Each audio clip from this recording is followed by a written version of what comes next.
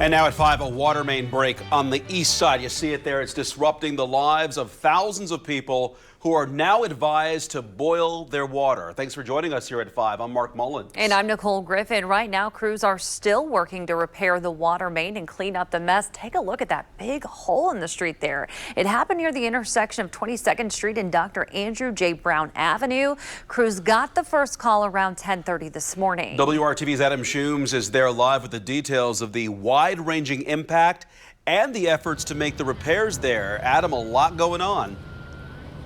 Yeah, Mark, Nicole, good evening to you. Nicole, you talked about that large hole. Crews from Citizens Energy tells me that water main break was about 36 inches. The size and diameter from corner to corner of this box fan is about 28 inches. That means you can put this box fan inside that water main break and still have room to fit. Just imagine how much water was going around this intersection here into businesses, cars, neighborhoods. This is what crews have been dealing with all day. Let's take a look at some drone video from earlier today. This is about noon, so it's been about 5 hours, and you can just see how huge that water main break it caused issues for people from Fall Creek on the north side to English Avenue to the Irvington area. Some of these areas haven't had water on for hours, and it's unclear when it'll be turned back on. Courts at the Community Justice Center closed the water main break, created problems for a local sign company when water ended up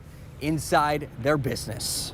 I feel so terrible for my dad because we've had a lot going on, and of course this just happens randomly. You know, it was very spur of the moment. It's crazy. I couldn't even move my car. Like, I wanted to move it, but I knew that it would just cause damage. And that car that Maggie was talking about has multiple inches of water in it due to the flooding. She described that car as her first big girl purchase.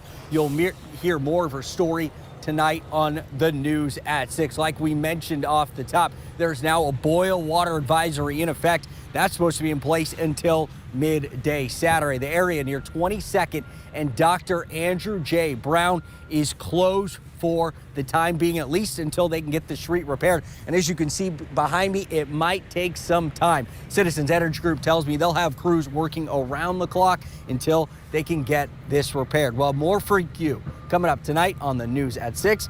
Also have more information for you on our website, WRTV.com. But for now, we're live here on the Indy's East Side. I'm Adam Shooms, WRTV. Adam, you mentioned the boil water advisory. We have more information on that for you right now. That boil water advisory covers a very large area on the northeast, east, and southeast sides. It goes all the way from Fall Creek Parkway North Drive to the railroad track south of Southeastern Avenue and a wide area east to west. You can see the impacted area on your screen right now. If you live in this area, Citizens advises boiling your water used for cooking, drinking, brushing your teeth, doing dishes. Boil it for 3 minutes and let it cool, or use bottled water. The advisory is in effect until noon on Saturday.